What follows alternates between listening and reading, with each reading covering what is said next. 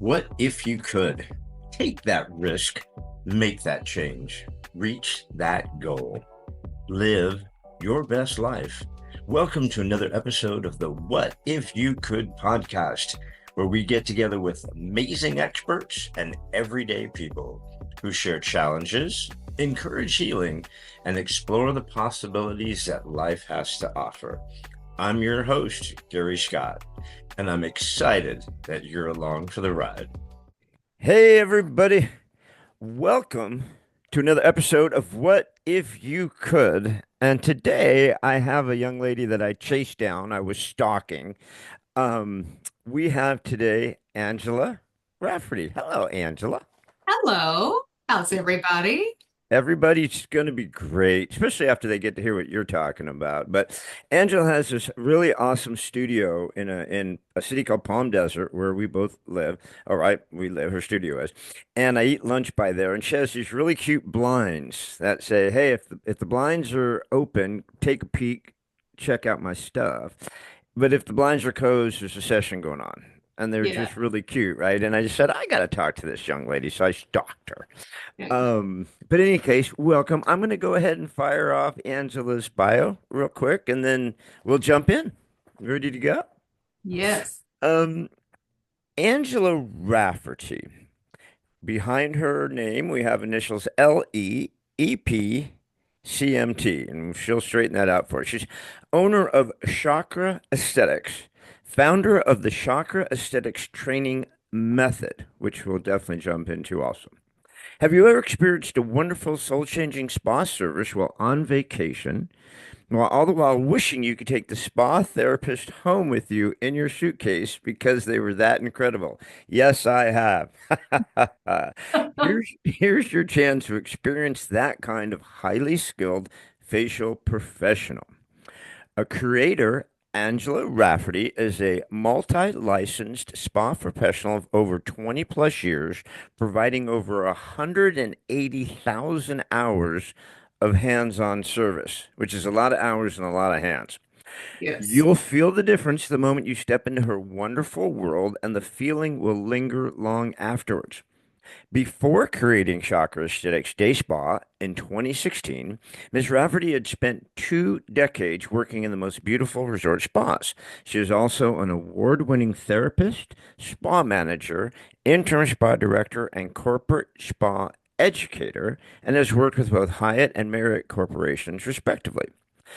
Angelo specialized in the five-star hotel spa guest experience and now serves it up daily in her own spa as a solo esthetician and is now known as El Paseo's luxury facialist locally in Palm Desert. You can almost say local luxury facialist to the stars because you're that good. Thank Uh, you. Angela is currently launching the Chakra Aesthetics Training Method, focusing specifically on licensed estheticians. The reason behind this is because she used to train massage therapists in energy work and massage therapy and sports spas. But this kind of training was never offered to the estheticians. She would find esties reaching out to her for more information and guidance on how to incorporate this into her business. So we're gonna touch on that. You've got a plethora of awards. You've got plethora of recognitions. I mean, winner of the Lifetime Achievement Award for Beauty Biz Club, and so on and so forth. It just goes on and on. So that's why I stalked you. Thank you. Thank you. It's a lot, I know. No, it's wonderful. I found the more people know about somebody out the gate, the more engaged you're going to be and want to go, oh, I want to hear about that. So that's Yeah. wonderful. So tell us about this. I mean, you've got an amazing video on your website, which Yes, I I've do. watched multiple times. It was done so well, and it really shares your story. But it looks like you started very young, in this with your grandparents were quite an Yeah, inspiration. they were. So when I was a little girl, I grew up with a wonderful, wonderful grandfather who happened to be a lapidarius. And that is a gentleman or a woman who is trained in the arts of carving beautiful gemstones out of raw material. And as a little girl, as most children are, that's very fascinating. Somebody making something beautiful out of an ugly rock, right? But those were a little more than ugly rocks. And about 9 years old, I had begged my grandfather for 2 years to please just allow me to come into the workspace, yeah, which was located in the basement of our family home, and just allow me to observe and watch because I was so fascinated. And he knew I was a pretty quiet kid. So about the age of 9, he decided, okay, maturity's kicked in. You may come into this workshop and observe, but if you make so much as one peep and startle me, the expense is unbelievable. So mistakes are expensive here. Yeah. So I said, okay, duly noted. I was quiet as a church mouse and walked in there and spent hours and hours and hours just watching. And he would explain things to me and educate me in geology. And we had a lot of vacations where we would go rock hounding, and he exposed me to the raw side of gemstones and crystals and how to source them and where to source them. And it was fascinating as a little girl growing up with that information. And the thing that got me was when I was in his workshop, I would come out of the workshop and I felt like I was buzzing.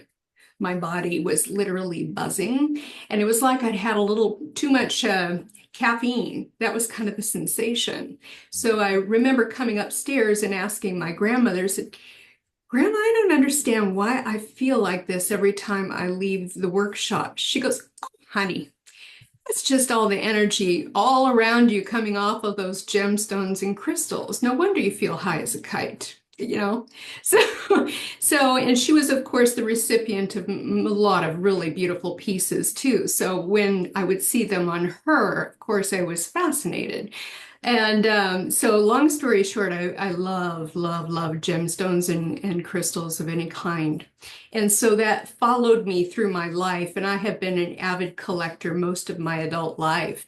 And I didn't come into the spa business until I was probably, I want to say, in my late 30s, going into my early 40s. So it was kind of a late start for me. But when I went in, boy, did I love it. I loved it so much. And that's honestly, that's the reason why I have the accolades and the reviews that I do, is because people will feel your passion when you love something as much as you do.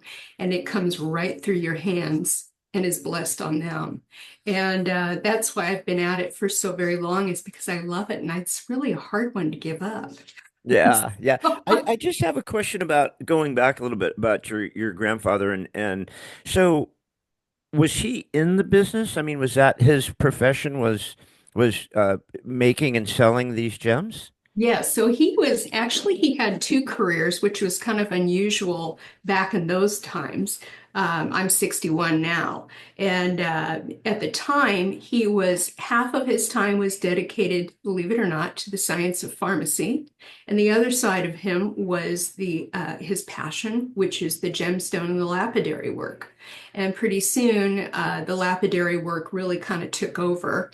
And it What became what is lapidary work? Lapidary is a gentleman or woman who cuts gemstones specifically and hones them to perfection. And that is an art and a talent that I'm absolutely in awe of, because I've seen the difference between the ratty work and my grandfather's work. And I'm like, whoa. So it makes all the difference in the world to have a really amazing lapidary when And it comes and to were gemstones. these just, to use a lack of a better word, I guess, were these just wild stones? I mean, were most of his stones he just went out, you guys plucked them right out of the right Yeah, of the a lot of them came out of sourcing ourselves, but a lot of them also were bought and purchased because, of course, they have a lot of interaction in that world with each other and with actual dealers in the industry too. So his mind was very forward thinking when it came to the money aspect of being a lapidary. My fascination was the after effect of the gemstones on a person or in and around a person. And so that's something that he was not someone who taught, he didn't teach me that aspect of it when I got into the spa world. the spa world taught me what all of that meant. And then, of course, everything clicked into place. And I went, oh my God, I've been sitting on this the whole time, my whole life.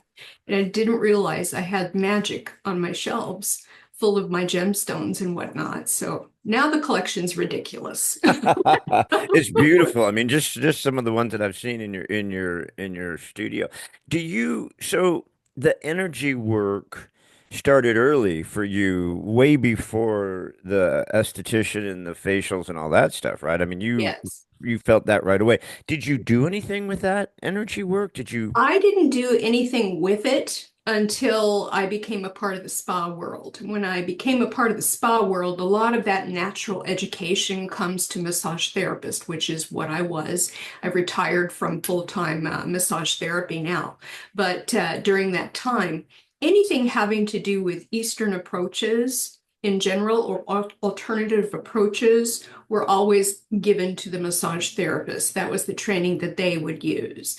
But my frustration with that was not something that was shared with our little estheticians in all of these beautiful resort day spas that I worked in. And inevitably, I would train the massage therapists on X, Y, and Z. And then inevitably, I would have little estheticians come trickling into my office saying, can you help me learn a little bit of that so we can, infuse? I said, with permission of the spa director, I can, but unless I have that permission, I'm unable. So your hands are tied a lot when you're in corporate situations. And now that I'm not in a corporate situation, the world is my oyster. So it works out fine. The universe has set you loose. The universe Yes, has set you free. when I And felt it. yeah, yeah. Do you, so you were doing the massage and you were doing the facials and things like that. And so at what point did you go, you know what? I'm going to throw some rocks on these guys and see how that works. How did you start to merge the two? Well, what I did was after many, many years of teaching and training massage therapists to do exactly that, I've noticed that about 12 to 15 years ago, people were starting to incorporate gemstones into their facials. And I am like, well, that just makes total sense. And so I kind of watched the market and the educational market on that. And placement is great, but sometimes they're not placing it in the correct spot on the body and they're placing it all on the face. And it's kind of hard to work the face when you've got gemstones all over. So it's important to use those crystals and gemstones at certain spots of the entire body, not just the face. So, from a practicality standpoint, it was better to incorporate it where it's placement on the body versus in the face. I find that those services tend to just be a bit of a nuisance, and not everybody's face is shaped in a way that is a flatter shape. So things fall off the face. It's just not a pretty service. So that's why we use hand palm stones. We use them at the hips. We use them on the chest, all over the belly, different parts of the knees and feet. It just depends on what's happening with the person, what their long-term goals are for the gemstone card that they actually draw. So what I do with a client when they first come in is they'll actually stop. We have a few moments where they take a deep breath in and really center themselves, place their hand on a deck of cards that is a crystal deck that I've designed, and they can pick their card by simply splitting the deck in half and their card comes up. Their card has an actual reading for them that goes along with this.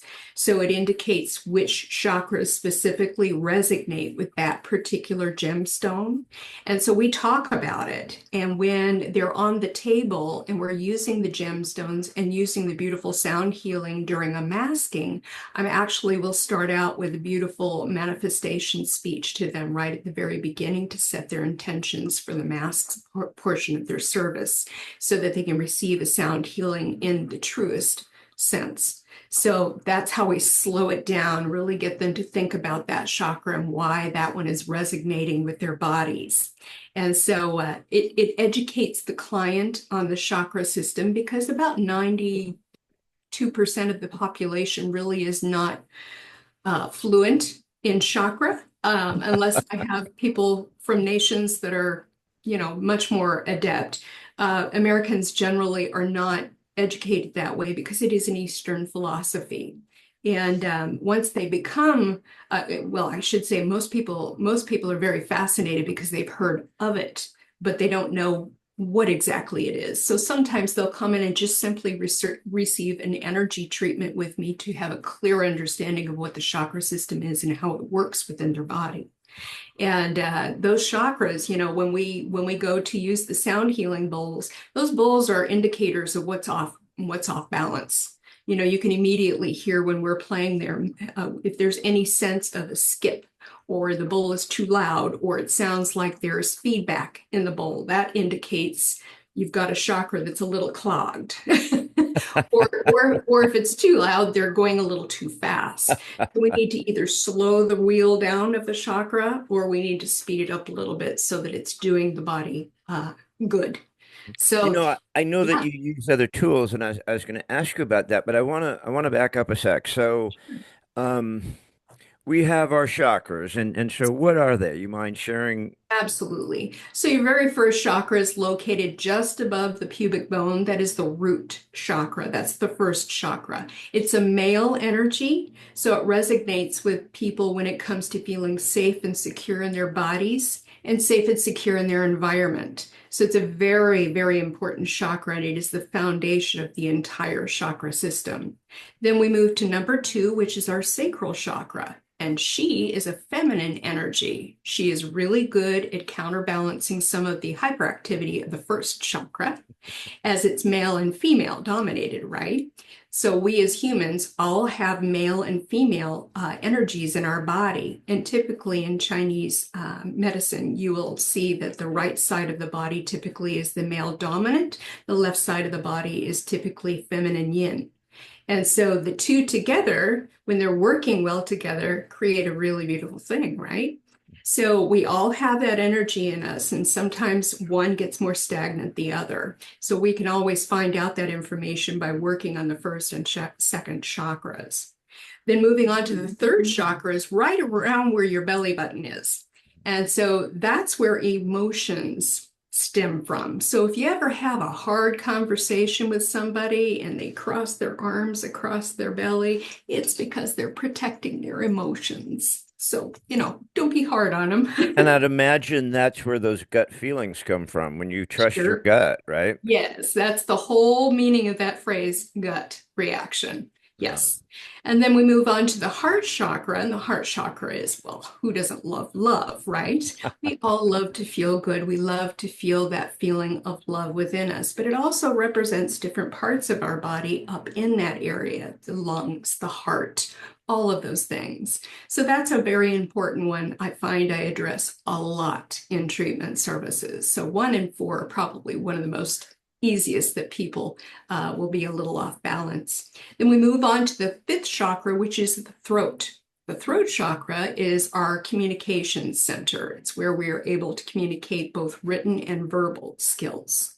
And it also is a great place for us to express ourselves. So when we hold our words back, maybe we don't want to say the wrong thing type of thing, what you're doing is you're slowing down your chakra and not allowing it to express freely. So oftentimes when I get to that area and we're sound healing away in that area, the client will sit there and go, and mhm. they're like, okay, you're at the fifth chakra. Can you feel it? Oh, that's what that is. Yes. And So so again, just to use another phrase like we do with trusting your gut, I guess when people get choked up, yes, right? They just get choked exactly. up because that chakra's not in It's balance or strong. functioning or Yeah. If you're not speaking your truth, then you're not alive in my world. You really need to be able to express yourself.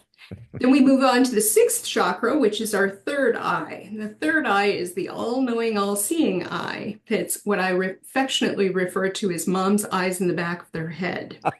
Okay? We've all had that mom, right, who knew what the heck was going on in the house without having to see it. She just knew. yeah. So that's what the third eye is, and it sees things that other people cannot. So it's a very powerful chakra, and it is your truth.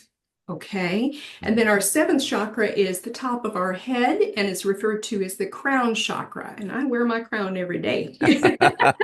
And you wear it But magnificently, by thank the way. you. It's magnificent. Thank you. So that one has to do with your connection to your higher power, whether that is God, universe, Buddha, whatever that is to the person. That's their connection. And that's where I come in.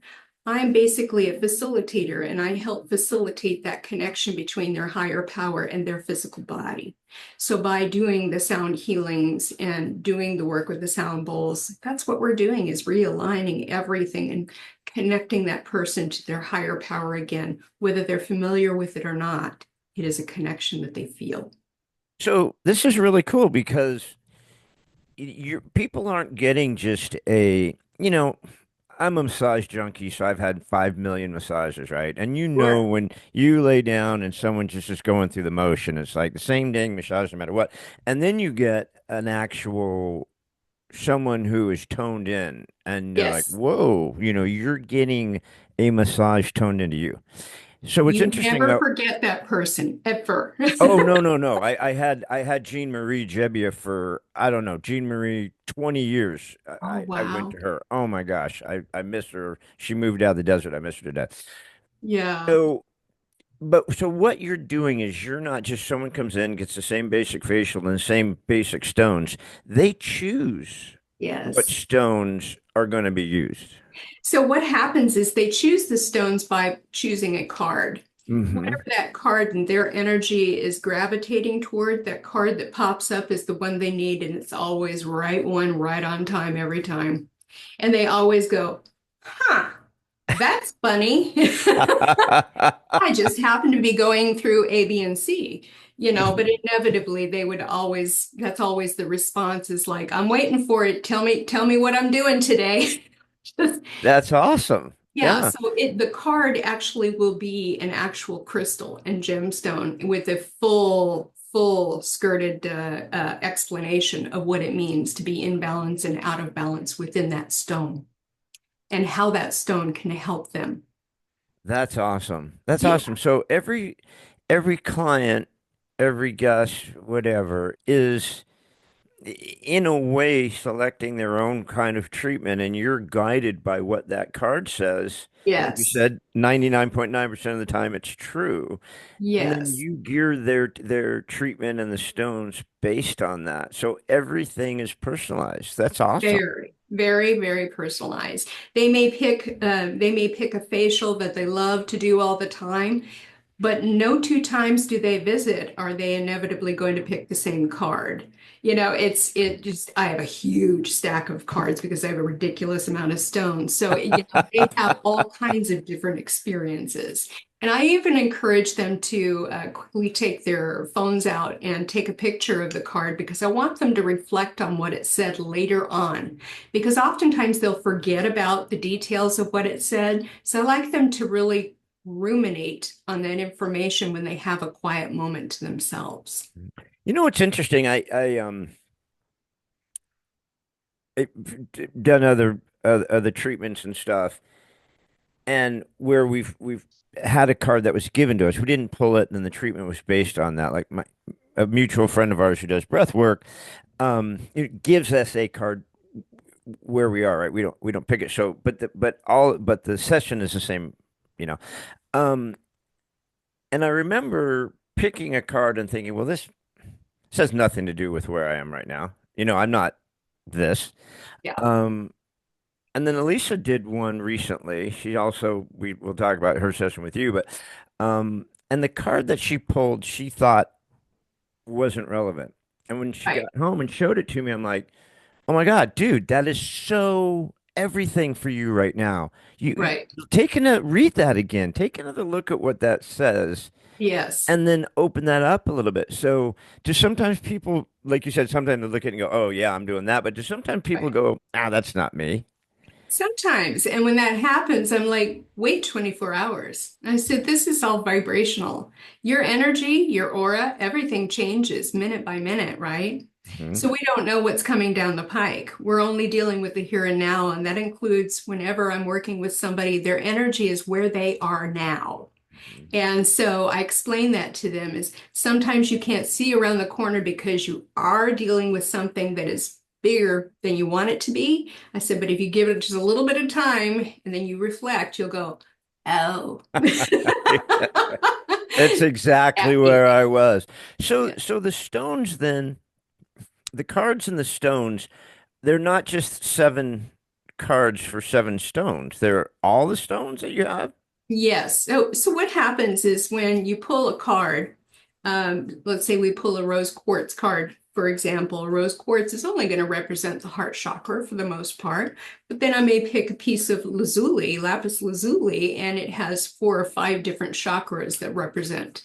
And so we have to explain what each one of those mean and why those are popping up. So that's what that first 15 minutes before your appointment actually starts. That's the time where we're going over this information, setting the tone for the therapy afterwards. So I like to have enough time to be able to address anybody's questions, anybody's concerns about a particular stone or a particular card, because people do have questions. Why would I pull this? Well, why would I pull that? Well, I am not in your shoes. Oh, that's between you and your higher power. I have no idea, but it's based on the energy that you walk in with each and every time. And I want that energy not to be disrupted. That's why I take only one person at a time. This is not a multi service provider facility. It's one. And the reason why is when the person walks through that door, the door is locked behind them. And the whole entire time it is dedicated to them, their questions, and their needs. And that's the way I've wanted my treatments to go for many years in a corporate setting. But of course, you don't always have the ability to do that or the ability to have time to answer and address questions in a way that you really would prefer to as a professional. So here in my environment, I'm able to orchestrate how much time we take. And, it's okay. I want everybody to be relaxed and not be rushed in any way, shape, or form, or if it just really kind of defeats the purpose. So people will come here with their self-care goals because they're not only receiving the facial, which they know they need to take care of the largest organ in their body, which is their skin, but they're getting something more out of it. And I have several clients who are like, I cannot miss my appointment. It is my downtime. It's my quiet time.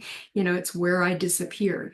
And people know that about coming here. So it makes it really nice and very personable. Yeah, I love Yeah. that. I love that. And you touched on it a little bit, but besides the stones, you incorporate other tools, other I do. resources. Tell us what are some of the other things you're using? Sure. Well, I'll give you an idea how that all came about too. I've always loved percussion. Big, big drummer fan.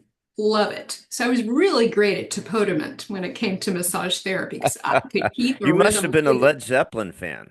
Oh, I'm such a fan of all kinds of music and don't even go down that rabbit hole. I love all kinds. But in doing so, one time many years ago, I decided I was going to go and visit this wonderful concert up in Sedona, Arizona, and it was an outdoor amphitheater. So you can imagine how drop dead gorgeous it was, surrounded by the Red Rocks. And Yeah. it was a Bob Marley festival. I love Bob Marley. So Awesome. I invited my adult daughter and her husband at the time and to go, and the three of us drove up from Scottsdale. And we're out there in the audience, this beautiful scenery, just enjoying it. And this gentleman comes out on the stage to opening the acts up. He was kind of a blesser of the entire event. So he came out and presented a sound healing blessing to the entire audience. And he did so by using an Australian didgeridoo, which is a very, very long wooden instrument. Okay, and it has quite a wild and woolly Australian sound to it. And when he was playing it, you could not tell the difference between the instrument and his voice. That's Wow. how amazing his breath work was. And he was this gorgeous, tall, black African man with dreads down to his knees. And I went, "Ooh, he's cute." My daughter says he's very exotic. I said he's gorgeous. And so he's playing this song, and at the end of it, he thanks the audience profusely and leaves his instrument on the audience, or excuse me, on the stage, walks down the front steps, walks up into the audience about 9 rows in, stops, turns right, walks in a few seats to about the 6th seat, and he stops in front of me. And he says, Angela, it is so nice to finally meet you. I have a message from you. Would you please visit me in the vendor tent? My daughter's eyes were as big as saucers. She says, "Do you know him?" I said, "Not in this life, but obviously in a previous life, he knows me." She says, "Oh my, that was surprising. He knew my name." And I had no idea who he was. So I went back into the vendor's tent and he became my sound mentor. That was his message. He was sent to become my sound mentor because the two needed to come together with the stones and the sound needed to come together to create what I've created. And so Did you ever that's think how before that to put the sound with the stones? I've always had topotoment type of instruments or rain sticks and things of that nature within our treatment rooms, but it was never something that was so loud that it would interfere with the next treatment room next door, right?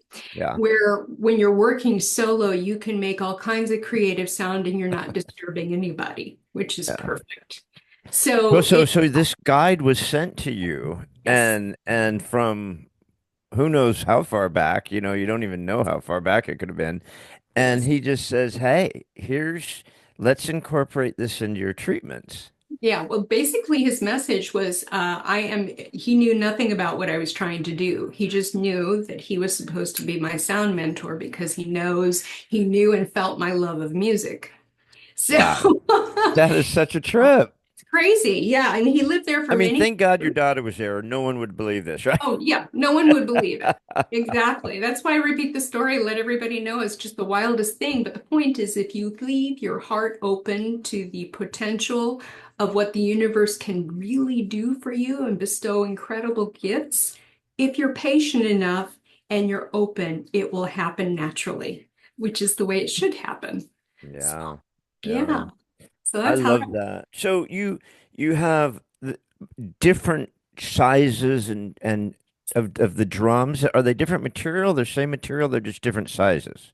Well, when it comes to, I don't keep drums in the room anymore, but I keep mainly sound cymbals. So I have sound bowls, I have a crystal harp, I have different tuning forks, both metal, stainless steel, and I have also crystal tuning forks. I have giant tuning forks, little tuning forks, all kinds of different things. They're all my friends, but they're you will know and have a sense of which one you're supposed to be working with the client, especially when you're pulling the cards that you're pulling. And the universe is showing me what's happening with them energetically. So it's my job to take that and run with it. But if I feel like the message might be off a little bit in some way, shape, or form, I feel that too. So I really lean into my natural senses that we all have naturally. Most people aren't aware that they do have it. But if you lean into your intuition and that third eye, boy, she's good at telling you what's going on. So, what that person needs.